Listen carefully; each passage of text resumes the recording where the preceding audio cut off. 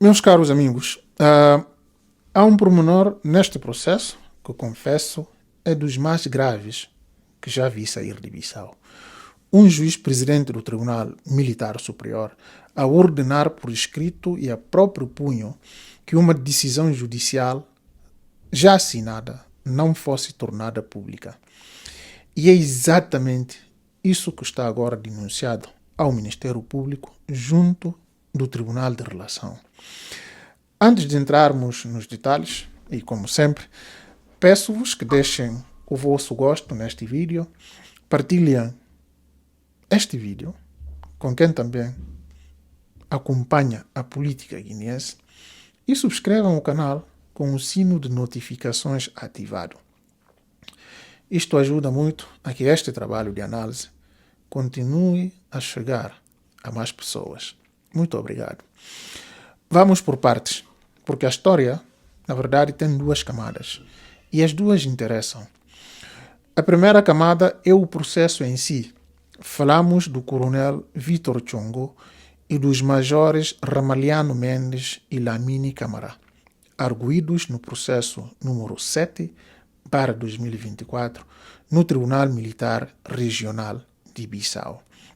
Foram acusados de crimes como desobediência, obstrução à autoridade pública e sequestro, e este último ligado à retirada de ex-membros do governo das celas da Polícia Judiciária.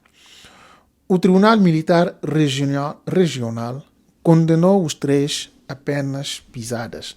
O coronel Chongo a 8 anos de prisão efetiva, o major Ramaliano Mendes a 9 anos, o major Lamine Camara a 7 anos, todos com a pena acessória de expulsão das Forças Armadas. Os advogados recorreram para o Tribunal Militar Superior. E, na verdade, aqui começa a parte que poucos esperavam. O coletivo de juízes do Tribunal Militar Superior deu razão à defesa em praticamente todos os pontos. O acórdão número 2/2025, datado de 4 de março, é demolidor para a decisão de primeira instância. Aponta, entre outras coisas, que o acórdão condenatório só tinha a assinatura do juiz titular do processo e não dos outros dois juízes que compunham o coletivo. Aponta falta de fundamentação de facto e de direito na condenação.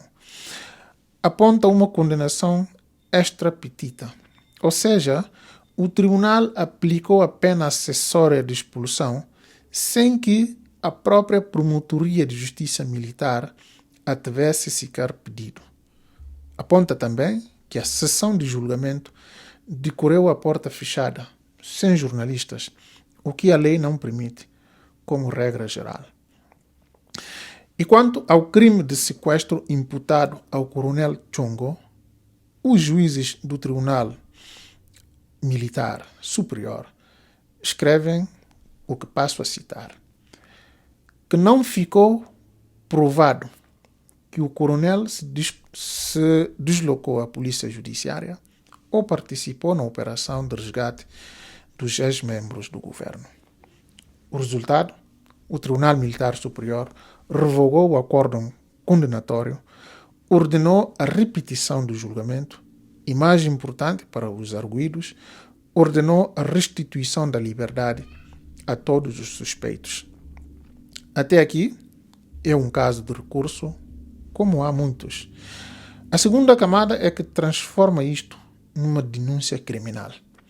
Segundo a petição entrada esta segunda-feira, dia 10 de agosto, pelos advogados do coronel Chongo, junto do Ministério Público do Tribunal de Relação, depois do acórdão estar concluído e assinado, o presidente do Tribunal Militar Superior, o brigadeiro-general Yoba Imbalo, emitiu uma nota informativa interna dirigida ao próprio coletivo de juízes que tinha decidido o caso. E o conteúdo dessa nota, identificada como ofício número 19/TMS/GP/2026, datada de 10 de março, é direto. os juízes não podem tornar público o acórdão. Devem abster-se de qualquer atitude contrária a essa instrução e devem facultar o processo ao próprio presidente para efeitos de consulta. Incrível! Ora, os advogados de Chongo argumentam algo que juridicamente faz todo o sentido. Uma vez que um acórdão está deliberado, assinado e depositado, ele deixa de estar na disponibilidade administrativa do presidente do tribunal.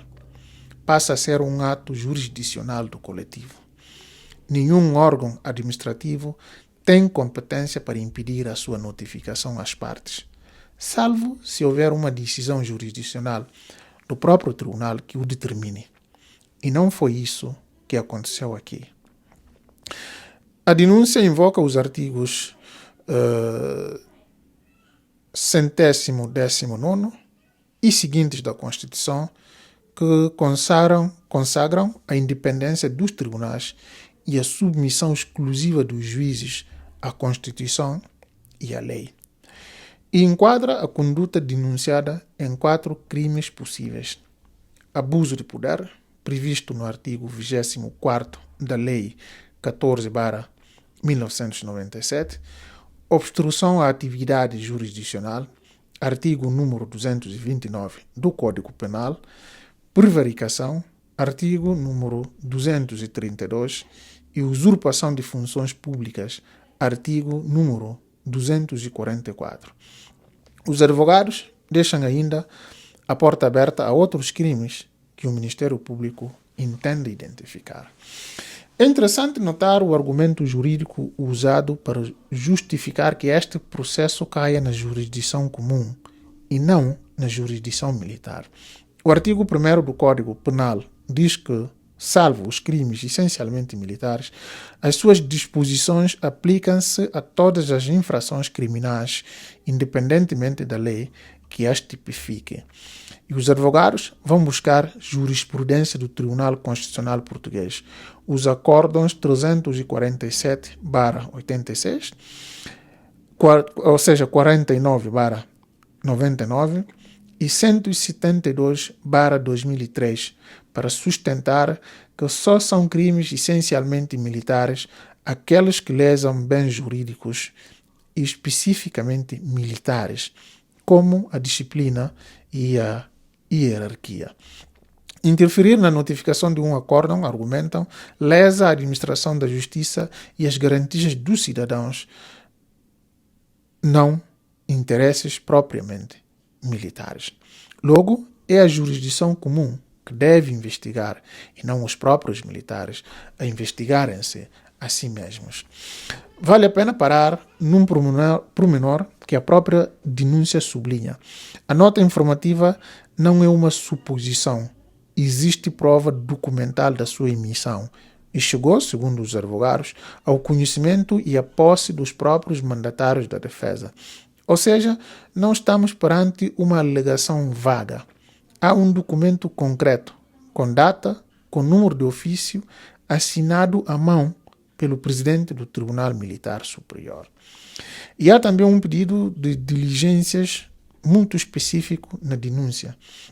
Os advogados pedem, primeiro, a apreensão do despacho interno alegadamente emitido pelo denunciado. Segundo, a apreensão do livro de registro da Secretaria do Tribunal Militar Superior. Terceiro, a junção do original do acórdão e da respectiva folha de depósito. Quarto, a inquirição dos próprios juízes conselheiros que assinaram o acórdão. É um pedido desenhado para reconstituir ao pormenor a cronologia entre a assinatura do acórdão e a tentativa de o travar. O que este caso revela, no fundo, é uma tensão que já não é nova na justiça militar guineense. Até que ponto a hierarquia de comando se sobrepõe ou tenta sobrepor-se à independência do julgado, ou seja, do julgador. Um coletivo de 3 juízes decidiu, com fundamentação extensa, que uma decisão a 8 e 9 anos de prisão tinha vícios insanáveis. E a resposta, segundo esta denúncia, não foi um recurso, foi uma via processual prevista na lei. Foi uma instrução administrativa interna para calar essa decisão. Se isto se confirmar em sede de inquérito, estamos a falar de um precedente sério sobre a fragilização da separação entre o poder do comando militar e o poder jurisdicional na Guiné-Bissau. E é exatamente esse fio que vamos continuar a puxar nos próximos vídeos, à medida que o Ministério Público avance ou não com este processo. Muito obrigado. Até ao próximo vídeo.